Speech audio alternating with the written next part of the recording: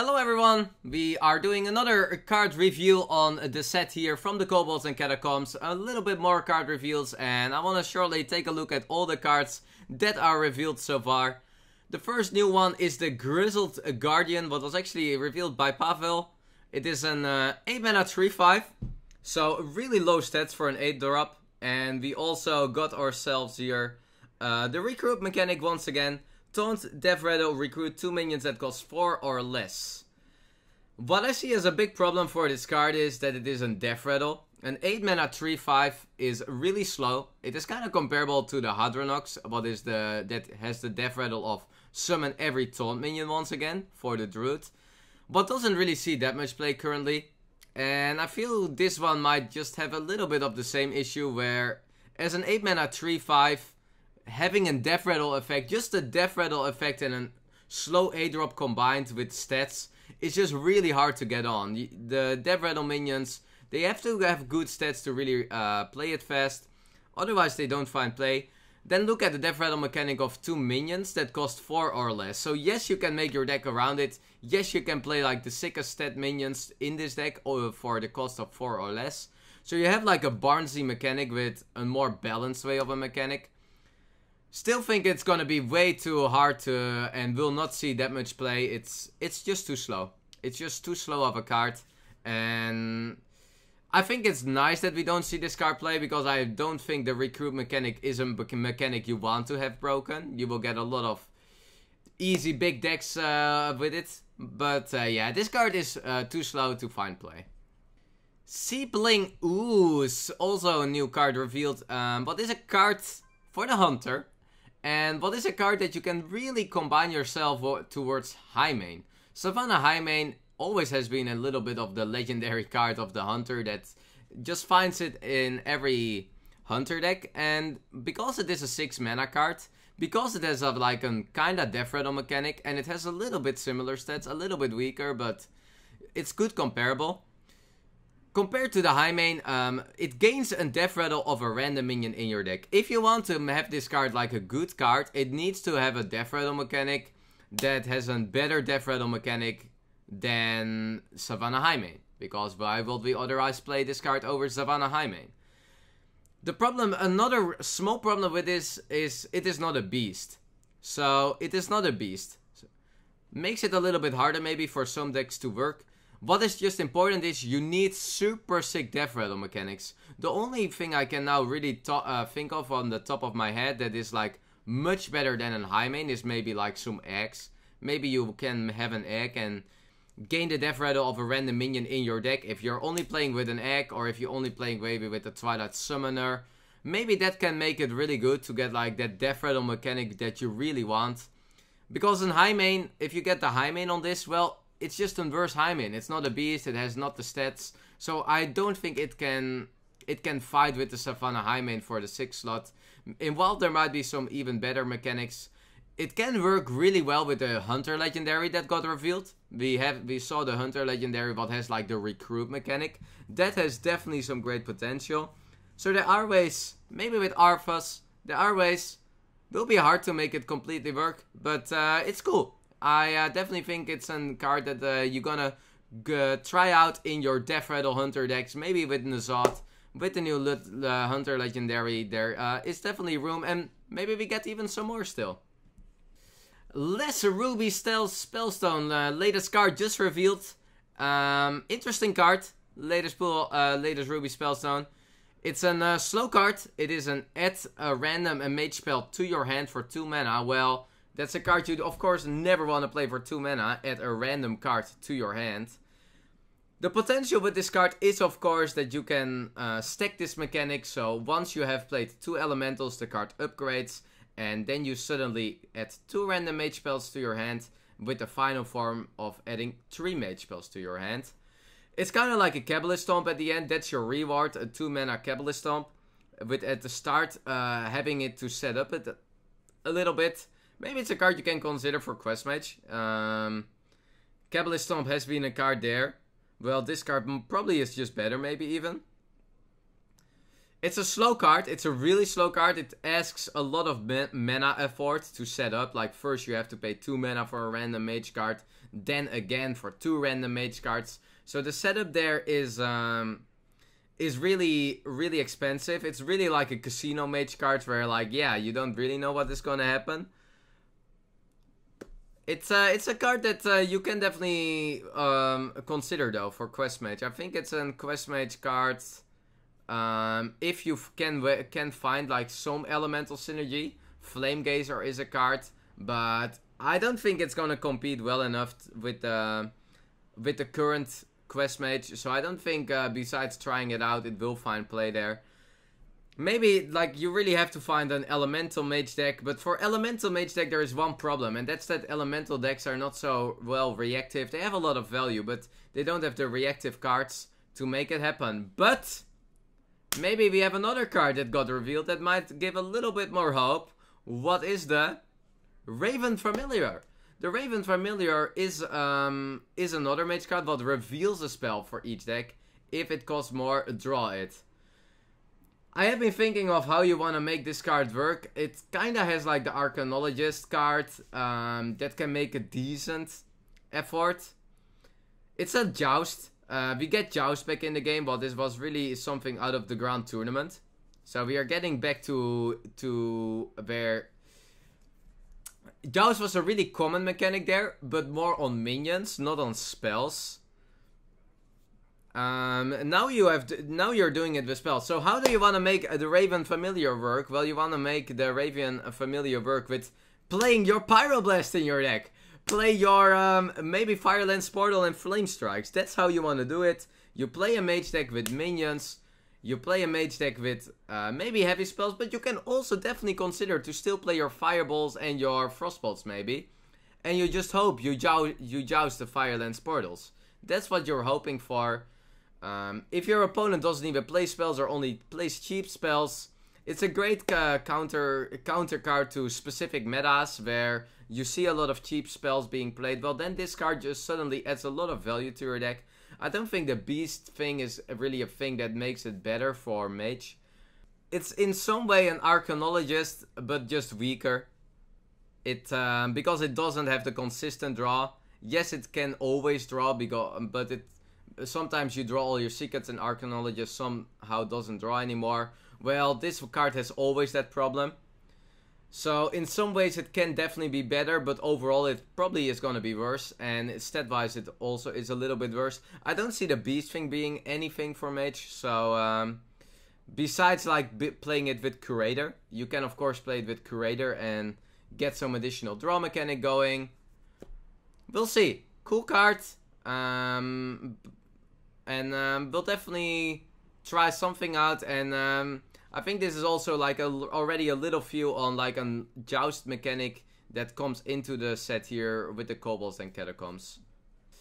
Undefined Maul. This card needs a little bit more explanation. Undefined Maul is a card that is a 3-mana 2/2 weapon with a bonus effect. The bonus effect is the bonus effect once you draw it. So you don't have influence on what the bonus effect is going to be. Once you draw the card, you see on the card a bonus effect. The bonus effect is either gain Divine, give all your minions Divine Shield, give all your recruits. What was it? Let me see. Oh, here you can see.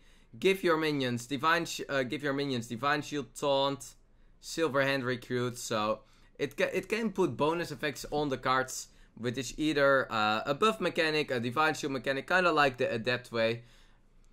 On a weapon on all your minions. It's hard for me to evaluate cards like that directly. It's definitely a card for Arena, what can be decent, because that mechanic is pretty good there. But because you don't really know what it is gonna be, like you have no influence on it, it's just something, once you draw it, this is your effect. Sometimes it can be good, but sometimes can also be really bad. I think it's too weak of a weapon to really find it play. I don't feel it's gonna be good enough. It's a good arena card.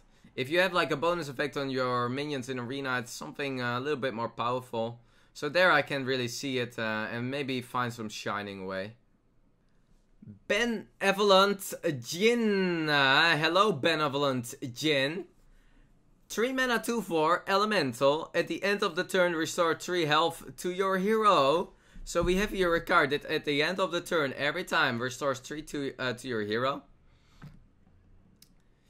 It is an ongoing effect, so it can keep going, but can make it a little bit strong. It is comparable to the Shaman Elemental, what is in 3 mana 2/4 Taunt, restore 3 health. Really comparable to that. It just doesn't have the Taunt and it cannot heal on the minions, but for that you gain like an always ongoing effect. The thing is, Paladin has already great ways for healing, so I don't feel like Paladin is in need to play heal cards. You have some synergy with like the Blackguard, you have some synergy with other cards. Maybe you can make like some elemental thing happen in Paladin. Maybe that's something where this card can really shine. Now it also reminds me on the TCG set where we had the card also in Mage, where if you had a secret at the end of the turn or restore 3 health. And it actually was a card that found quite some play, because it had defensive stats. It was a little bit nice to just heal over time. People had to kill it, so they had to burn a card into the card. So it's not a card you should completely... It's a card that aggro decks have to kill. You cannot leave this card up. So it's gonna put pressure on. In value matchups it's not a thing. But you need to have like some really heavy late game if you can really really make it work.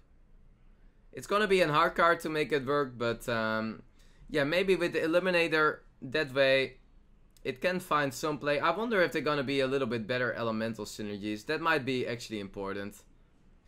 What a legendary card revealed here for Priest.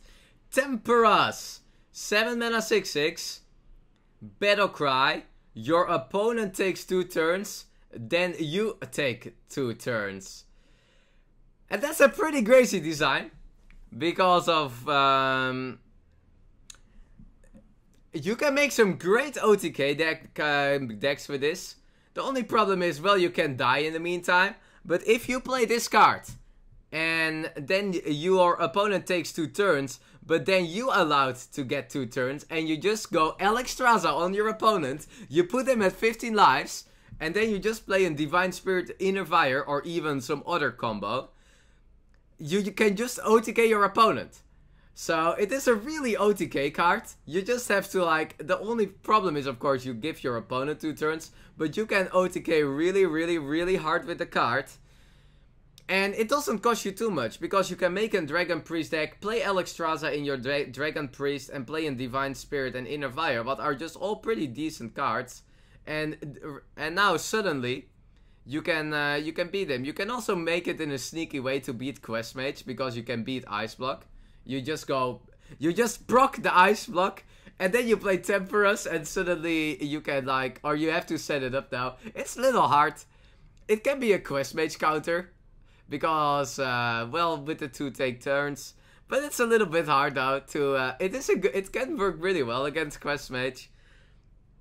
I just like the design of the card. I think the Temporus is still hurting you quite some, but should not be like overlooked. But it's a card that that also has the OTK potential. So when a card already has the potential of making an OTK happen, it's already, people will find decks around it. So it's gonna be an interesting card to make it work. Some decks really don't do that much in 2 turns, or that only play for value, and Priest is a deck that can set it up well. I wonder though, it's gonna be a really interesting card. It's a 2-turn OTK card, so it's not an OTK, but a 2-2K or something. I don't even know how you call it, but maybe it can find some play. I wonder. It's a really interesting. It's a dragon, stat wise, but it's kind of like the Quest Mage card that you get here in 1 card. Will be hard though, will be hard. And okay, and this card also, what got just revealed? Like, there are maybe some cards I don't feel like are like the most broken cards, but they are some crazy design cards, and this is one of them. 8 mana 5/5, King Togwaggle. Sweat decks with your opponent. Wow, give them a ransom spell to sweat back. So, what do you get here? You get yourself an 8 mana 5/5, and with that the battle cry of swap decks with your opponent. So By playing a worse deck, you gain yourself a better deck and you give your opponent. But it can also really wreck opponent's deck. Because if you play this against Quest Mage and suddenly you just play his apprentice away and then he sweeps it back but he lost his apprentice, well, how are you gonna do the OTK now suddenly? So there are some crazy plays to happen with this card. Your opponent gains a 5 mana spell. The ransom spell is a 5 mana to swap it back. So for 5 mana your opponent is able to swap it back. But there are some cool synergy cards. You can make yourself a crazy deck. Play this card, play Hammett the next turn or something crazy. And then suddenly your opponent wants to swap back. But you just destroyed your whole deck already. Like, it's just a card. You can make so many fun decks around. I already have some cool things in mind. So you hear it, like, do it with Hammett. Or play Hammett first. Then swap it. It's gonna be hard though. It's gonna be hard to make it work. It's probably an Salt including card, and people will find some crazy ways to make this card work. It doesn't swap the hands; it swaps the decks. So that's a big notice, and yeah. I will see. It's so amazing. It's so crazy design. It's so crazy design. I love it. We'll see. People gonna play this card, man, and see how to make it work. Another legendary revealed. It is Zola, the Gorgon. Chat. Choose a friendly minion. Add a golden copy of it to your hand. Pretty interesting card. It is a card that you can really... that can benefit some tempo decks. Maybe even some decks. I was immediately thinking of like... use this in like a Quest Rogue deck or something maybe. For 3 mana 2/2 and choose a friendly minion. It is a pretty decent effect. Choose a friendly minion, add a golden. Like it's a 3 mana 2/2, add an additional card to your hand. Yeah, it adds a golden copy to your hand. I don't know if that makes any different sense. But besides, you get a golden card and hey, that's cool. But it adds a golden copy. It has some good value, like it's kind of like a Shadowcaster, maybe on cheaper minion effect where it is a little bit better. Yeah, it's a reasonable value card, and I think you can have some like Kellicet decks that work really great with it. Like if you do this on a Kellicet, go Kellicet at turn 2, play this at turn 3. Or play other good value cards, and suddenly it can become really strong. I definitely think it's a card you want to play more in tempo than in value decks. Like value decks normally don't really need like that second value card, but if you copy in Kellicet, it's great. And just overall the card is fine, so you can play it in some value decks in the early game though. Maybe in a Zooish deck it can find some play. Tempo Rogue. These are the cards I think you want to play it in. Like this plus Kellicet can make Kellicet even more stronger. So it's not a card you should... it's a card you have to keep in mind. Because this card can make Kellicet even stronger. And I think it will definitely be something people are going to consider. Maybe with some Death Rattle cards it can work. We'll see. Alrighty. Next card. It is the Spiteful Summoner. Reveal a spell from your deck, summon a random minion with the same cost. And I think this is a crazy card. I think it's a really good card. I will explain why. It's a 6 mana 4/4, so that's not so great maybe. It's whatever. Reveal a spell from your deck, summon a random minion with the same cost. So if you just it's just a Barnes. It is a Barnes, but just for spells. So if you just play only 1 or 2 really expensive spells, if you just play Double Doom, Double Twisting Nether, or play a Pyroblast or whatever, play some really expensive cards. Play it with Medivh maybe. So you play this, you play Medivh. Play a lot of expensive cards, expensive spells. And suddenly, if you only, like, let's say you only play 2 10 mana spells. You play Double Doom or something like that. You just get a 10-drop. You get a 6 mana 4/4 with a 10-drop. Play it with Ultimate Infestation. I think it's a pretty good card, guys, Ultimate Devastation. So you can definitely play Big Druid with this card. Play Big Druid, play it with this card, cut all your spells. Maybe you still want to play with Spreading Scraps, but it's just a fine card. So you can make like an even bigger Big Druid. And you just get a 10 drop. You just get a random 10 drop. You get a random 6 drop. Like, and 6 mana 4/4 with a random 6 drop is already really good. Like, you don't need the massive 10 drop. If you play in 6 mana 4/4 with a random 6 drop, well, then you played yourself a 0 mana 4/4. It's a really good card. It's a good card, I think. People will make decks around it. It is a Barnes effect. So it's really an effect that can make it insanely strong, but you gain it with the full stats.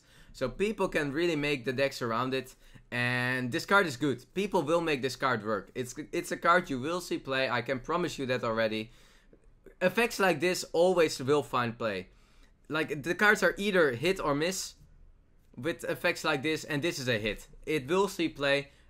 People gonna make their decks a little bit more around it, but it will be like a Medivh that you will still find play, even with sometimes a swipe. Like, let's say you gain a 4 drop, you gain yourself a 6 mana 4/4 with another 4 drop. It's not even bad. So the card is just good on itself. It's a neutral card, so you can even play it in every class you want. And it's already just really good. So a card you will see play, and yeah, it's a really, really good card. Last card that we have here for now, from the ones we reveal, is the Rummaging Kobold. 3 mana 1/3. Return one of your destroyed weapons to your hand. So, if you are scared of getting your weapon being removed, your legendary weapon, because every class will get a Kobold or will get a legendary weapon, well, you can get it back now. So, where normally the weapons are getting countered, now the weapon haters are getting countered. It's not bad. You can also play it with, like, if you have, like, your Medivh weapon is destroyed, you can suddenly play your Medivh weapon again for way cheaper. So there are some pretty broken weapon combos where it can work. I don't know if you need this, because it's kinda... It can also work great with early weapons, because they are getting destroyed too, and then you just... you get it back to your hand to play it again. It is, maybe Pirate Warrior or something can find some play. Yeah, your weapon is gone. Well, here is it again. But I don't know if that's like the thing. But it's pretty funny to also have a card that actually, if your weapon is getting destroyed, and it's a little bit too hard to evaluate this card directly, because every class is getting a legendary weapon. And there might be 2 classes that get themselves a 2 mana legendary weapon. I have no idea yet. For now, I think maybe the mage weapon can find this one some play. But a lot of the weapons are a little bit too expensive. Like the shaman one is an 8 mana one. But the druid mana is a little too expensive, I think. But maybe we will see some weapons that are also really cheap that are coming in. And it already has like some really great synergy with the Medivh's weapon. I think Medivh is a card that what is already around now. Fits really well in the new set. So maybe that one can make work. This card we will have a better evaluation once we see what are all the other cards. But play it in a Jade Shaman. Play it with a Jade Claws, for example, and play this again, and you get a Jade Claws, you stack your Jade mechanic, you gain yourself a better weapon. There is already reasonable synergy, but I really want to know more about the set and see what other weapons are getting in there. And maybe there is some even better synergy possible. So yeah, that was a review for now, guys. The 3rd review that we did so far. Every time when there are more cards coming in here, we will do more reviews. Hope you like the review videos that we are making here. And thank you so much for watching.